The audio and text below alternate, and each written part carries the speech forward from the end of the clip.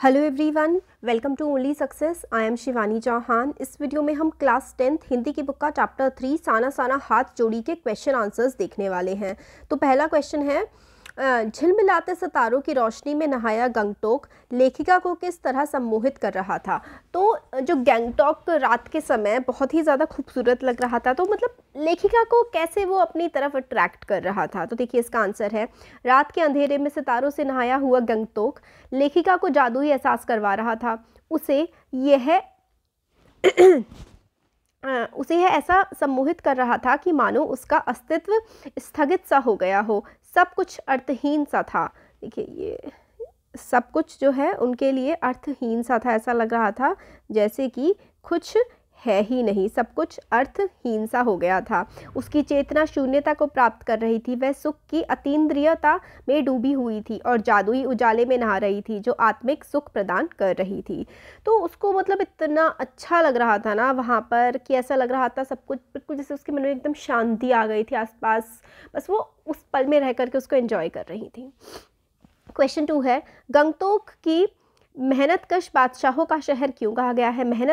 मेहनतकश बादशाह यानी कि बहुत ही मेहनती लोग गंगटोक के होते हैं।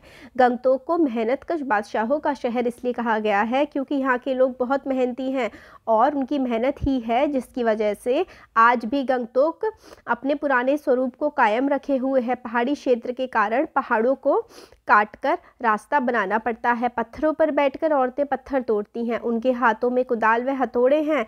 कईयों की पीठ पर बंधी टोकरी में उनके बच्चे भी हैं। हरे भरे बगानों में युवतियां बोकू पहने चाय की पत्तियां तोड़ती हैं। बच्चे भी अपनी माँ के साथ काम करते हैं। यहाँ जीवन बेहद कठिन है, पर यहाँ के लोगों ने इतनी कठिनाइयों के बाद भी शहर के हर पल को खूबसूरत बना दिया है। तो वहाँ का मतलब जीवन जो है ना वो कठिन है, मगर कठिन होने के बावजूद भी वहाँ के लोग इतनी मेहनत करते हैं कि बहुत ही सब खूबसूरत दिखाई पड़ता है। क्वेश्चन नंबर 3 है, कभी श्वेत तो कभी रंगीन पताकाओं का फहराना किन अलग अलग अवसरों की ओर संकेत करता है। तो देखिए आंसर है, सफ़ेद बौद्ध पताकाएं शांति व अहिंसा का प्रतीक हैं। इन पर मंत्र लिखे होते हैं। यदि किसी बुद्धिस्ट की मृत्यु होती है तो उसकी आत्मा की शांति के लिए 108 श्वेत पताकाएं फहराई जाती हैं। कई बार किसी नए कार्य के अवसर पर रंगीन पताकाएं फहराई जाती हैं, इसलिए ये पताकाएं श्वेत व नए कार्य के शुभारंभ की ओर संकेत करते हैं। इन्हें उतारा या हटाया नहीं जाता बल्कि ये स्वतः ही नष्ट हो जाते हैं। आपने देखा होगा ना, जैसे कि बुद्धिस्ट जो मंदिर होते हैं ऐसे करके एक तार पे ऐसे अलग अलग कलर्स के मतलब ट्रायंगुलर सी पताकाएं झंडे से लगे हुए मिलते हैं और बड़े खूबसूरत लगते हैं वो। गले में थोड़ी सी प्रॉब्लम हो रखी है मेरे ना।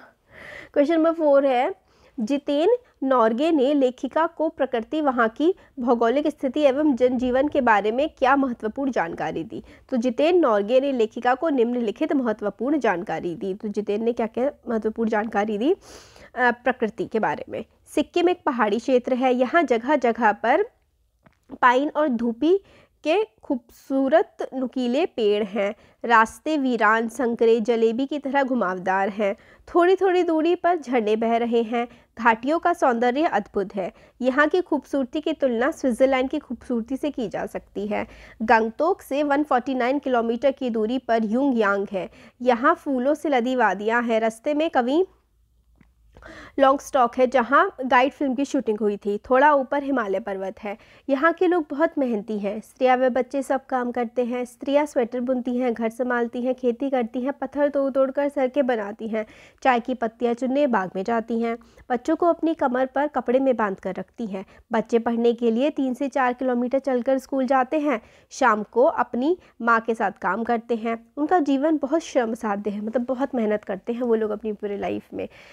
उसने बताया कि सिक्किम के लोग अन्य भारतीयों की तरह घूमते चक्र में अपनी आस्थाएं तथा अंधविश्वास रखते हैं। तो जो मतलब व्हील है ना, व्हील ऑफ लॉ बुद्धिज़्म का, उस पर अपनी आस्था भी ये लोग रखते हैं।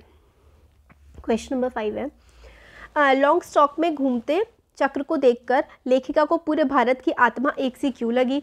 तो लेखिका सिक्किम में घूमती हुई कवि लॉन्ग स्टॉक नामक जगह पर गई। लॉन्ग स्टॉक में घूमते चक्र के बारे में जितेन ने बताया कि ये धर्म चक्र है। इसको घूमने इसको घुमाने से सारे पाप धुल जाते हैं। मैदानी क्षेत्र में गंगा के विषय में ऐसी धारणा है। लेखिका को लगा कि मैदान हो या पहाड़, तमाम वैज्ञानिक प्रगतियों के बावजूद इस देश में की आत्मा एक जैसी है। यहाँ लोगों की आस्थाएं, पाप पुण्य की धारणाएं और कल्पनाएं एक जैसी हैं। यही विश्वास भारत को एक सूत्र में बांध देता है। क्वेश्चन नंबर 6 है, जितेन नॉर्गे की गाइड की भूमिका के बारे में विचार करते हुए लिखिए कि एक कुशल गाइड में क्या गुण होते हैं। तो देखिए इसका आंसर है, नॉर्गे एक कुशल गाइड था। वह अपने पेशे के प्रति पूर्णतः समर्पित था। उसे सिक्किम के हर कोने के विषय में भरपूर जानकारी थी, इसलिए वह एक अच्छा गाइड था। एक कुशल गाइड में निम्नलिखित गुणों का होना आवश्यक है।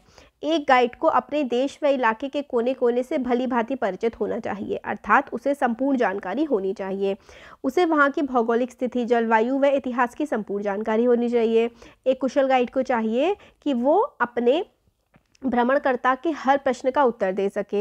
एक कुशल गाइड को अपनी विश्वसनीयता का विश्वास अपने भ्रमणकर्ता यानी कि जो घूमने आया है भ्रमणकर्ता को दिलाना आवश्यक है, तभी वह एक आत्मीय रिश्ता कायम करके अपने कार्य को कर सकता है।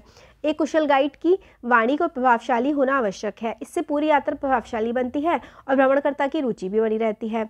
गाइड को भ्रमणकर्ता की प्रकृति के हर छोटे बड़े रहस्य के बारे में बताना चाहिए, जिससे उसको भ्रमण करने का प्रयोजन पूरा हो सके। तो मतलब गाइड अच्छा बोलने वाला होना चाहिए, उसको नॉलेज अच्छी होनी चाहिए, वो एक अच्छा इंसान होना चाहिए, ताकि जो घूमने आया है उनको पूरी इन्फॉर्मेशन मिल सके। क्वेश्चन नंबर 7 है, इस यात्रा वृत्तांत में लेखिका ने हिमालय के जिन जिन रूपों का चित्रण खींचा है उन्हें अपने शब्दों में लिखिए। तो क्या क्या लेखिका ने हिमालय के बारे में बताया है, ये हमें बताना है। तो देखिए इसका आंसर है, इस यात्रा वृत्तांत में लेखिका ने हिमालय के पल पल परिवर्तित रूप को देखा है। ज्यों ज्यों ऊंचाई पर चढ़ते जाएं, हिमालय विशाल से विशालतः होता चला जाता है।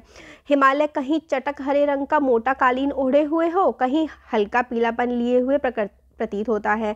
चारों तरफ हिमालय की गहनतम वादियां और फूलों से लदी घाटियां थीं। वहाँ कहीं प्लास्टर उखड़ी दीवार की तरह पथरीला था और देखते ही देखते सब कुछ समाप्त हो जाता था। कभी बादलों की मोटी चादर के रूप में सब कुछ बादल में दिखाई देता है, तो कभी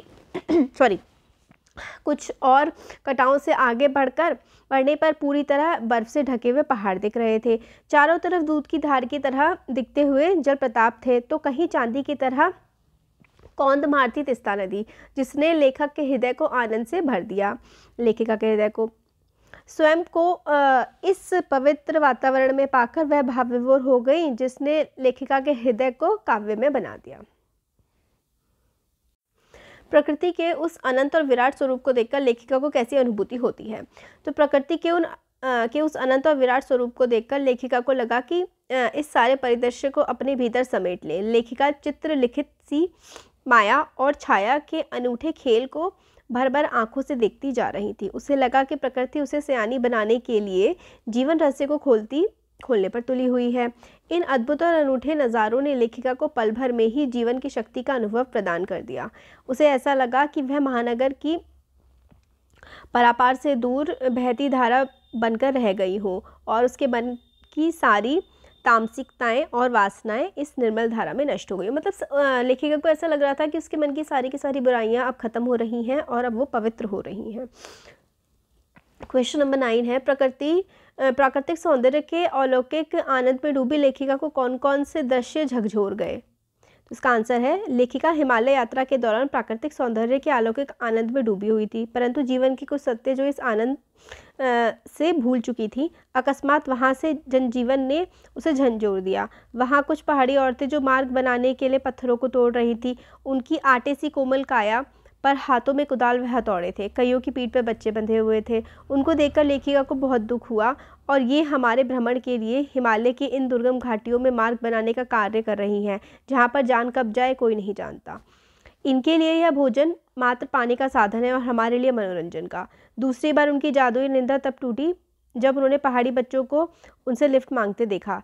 7-8 साल के बच्चे रोज़ 3-3.5 किलोमीटर का सफ़र तय कर पढ़ने जाते। तो उन्होंने देखा कि वो तो यहाँ घूमने आई हैं, एंजॉय कर रही हैं, और यहाँ के लोगों का जीवन कितना ज़्यादा मुश्किल है। औरतें कुछ पैसों के लिए कैसे पत्थर तोड़ती हैं, बच्चे इतने दूर दूर तक जो है वॉक करके स्कूल जाते हैं। तो ये सब चीज़ें उनके मन को झंझोर गई। क्वेश्चन नंबर 10 है, सैलानियों की प्रकृति की अलौकिक छटा का अनुभव करवाने में किन किन लोगों का योगदान उल्लेख करें तो सैलानियों यानी कि जो टूरिस्ट होते हैं, सैलानियों को प्रकृति की अलौकिक घटना का अनुभव कराने के लिए सबसे बड़ा हाथ एक कुशल गाइड का होता है, जो अपनी जानकारी व अनुभव से सैलानियों को प्रकृति व स्थान के दर्शन कराता है। कुशल गाइड इस बात का ध्यान रखता है कि भ्रमणकर्ता की रुचि पूरी यात्रा में बनी रहे। वहाँ के स्थानीय निवासियों व जन जीवन का भी महत्वपूर्ण स्थान होता है। उनके द्वारा ही इस छटा के सौंदर्य को बल मिलता है, क्योंकि यदि ये ना हो तो स्थान नीरस व बेजान लगने लगे। क्वेश्चन नंबर 11 है, प्रदूषण के कारण स्नोफॉल की कमी का जिक्र किया गया है। स्नो प्रदूषण के दुष्परिणाम लिखिए। सॉरी। प्रदूषण के कारण वायुमंडल में कार्बन डाइऑक्साइड की अधिकता बढ़ गई है, जिसके कारण वायु प्रदूषित होती जा रही है। इससे सांस की अनेकों बीमारियां उत्पन्न होने लगी हैं।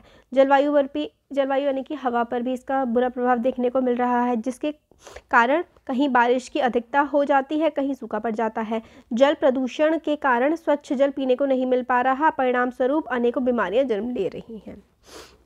क्वेश्चन नंबर 12 है, कटाव पर किसी दुकान का ना होना उनके लिए वरदान है। इस कथन के पक्ष में आप अपने विचार लिखिए। तो कटाव पर किसी दुकान का ना होना उनके लिए वरदान है, क्योंकि यह पर्यटक स्थल नहीं बना। यदि कोई दुकान होती तो वहाँ सैलानियों का अधिक आगमन शुरू हो जाएगा और वह जमा होकर खाते पीते गंदगी फैलाते और इससे गंदगी तथा वहाँ पर वाहनों का अधिक प्रयोग वायु का प्रदूषण करने लगेगा। लेखिका को केवल यही स्थान मिला जहाँ स्नोफॉल दिखाई दी। इसका कारण यही है कि वहाँ प्रदूषण नहीं था। भाई जिस जगह ज़्यादा मतलब दुकानें खुलने लगती हैं, होटल्स बनने लगते हैं, वहाँ पे लोग भी ज़्यादा आने लगते हैं और उससे पोल्यूशन भी बढ़ने लगता है। प्रकृति ने जल संचय की व्यवस्था किस प्रकार की है? प्रकृति ने जल संचय की व्यवस्था नायाब ढंग से की है, मतलब पानी को बचाने की व्यवस्था। प्रकृति सर्दियों में बर्फ़ के रूप में जल संग्रह कर लेती है और गर्मियों में जब पानी के लिए त्राही त्राही मची होती है तो उसी समय बर्फ शिलाएं पिघालकर जलधारा बन के नदियों को भर देती है। सचमुच प्रकृति ने जल संचय की कितनी अद्भुत व्यवस्था कर रखी है। तो जल संचय यानी कि पानी को बचाने की, विंटर्स में क्या होता है, स्नोफॉल होती है और गर्मियों में जब पानी की कमी होती है तो वो स्नो पिघलती है और नदियों में पानी के रूप में बह आती है। क्वेश्चन 14 है, देश की सीमा पर बैठे फौजी किस तरह की कठिनाइयों से जूझते हैं? उनके प्रति हमारा उत्तरदायित्व क्या होना चाहिए? तो देश की सीमा पर जहां तापमान गर्मी में -15 डिग्री होता है, उस कड़कती ठंड में फौजी पहरा देते हैं, जबकि वहां पर 5 मिनट में कपकपाने, हम तो वहां पे कपकपाने लगते हैं, मगर हमारे फौजी वहां पर सीमाओं पर जो है इतनी ठंड में भी बैठे रहते हैं और हमारे देश की सेवा करते हैं, सुरक्षा करते हैं। हमारे फौजी सर्दी गर्मी में वहीं रहकर देश की रक्षा करते हैं ताकि हम चैन की नींद सो सके। ये जवान हर पल कठिनाइयों से जूझते हैं और अपनी जान हथेली पर रखकर जीते हैं। हमें सदा उनकी सलामती की दुआ करनी चाहिए। उनके परिवार वालों के साथ हमेशा सम्मान से पेश आना चाहिए। कितना कम लेकर ये समाज को कितना अधिक वापस लौटा देती हैं? आम जनता कि देश में प्रगति में क्या भूमिका होती है? तो पत्थरों पर बैठकर श्रमिक महिलाएं पत्थर तोड़ती हैं। उनके हाथों में कुदाल व हथौड़े हैं। कईयों की पीठ पर बंधी टोकरी में बच्चे भी हैं और वे काम कर रही हैं। हरे भरे बगानों में युवतियां बोकू पहने चाय की पत्तियां तोड़ रही हैं। बच्चे भी अपनी माँ के साथ काम करते हैं। इन्हीं की भांति आम जनता भी अपनी मूलभूत आवश्यकताओं की पूर्ति के प्रयास में जीविका रूप में समाज व देश के लिए बहुत कुछ करते हैं। सड़कें, पहाड़ी मार्ग, नदियाँ, पुल आदि बनाते, खेतों में अन्न उपजाऊ, कपड़ा बुनना, खानों कारखानों में कार्य करके अपनी सेवाओं से राष्ट्र आर्थिक सुदृढ़ता प्रदान करते हैं। फिर उसकी रीढ़ की हड्डी को मजबूत बनाते हैं, मतलब देश को आगे बढ़ाते हैं आम लोग किस तरीके से। ये हमें इसमें आंसर में बताना था। तो ये हमने 15 क्वेश्चंस देख लिए इस चैप्टर के। होपफुली आप लोगों को समझ में आए होंगे। Thank you.